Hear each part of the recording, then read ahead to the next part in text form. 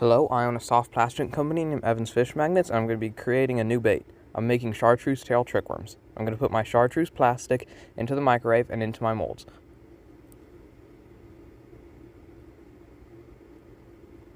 Now that it's cured, I'm going to open up my molds and cut the tails off of the trickworms. Next, I'm going to place the tails into the mold, and I'm going to put my new plastic back into the microwave. Now that it's heated up, I'm going to put it into my molds and let it sit. Now that it's cured, I'm going to open it up. Here's how they came out. Here's some better pictures. Follow for more.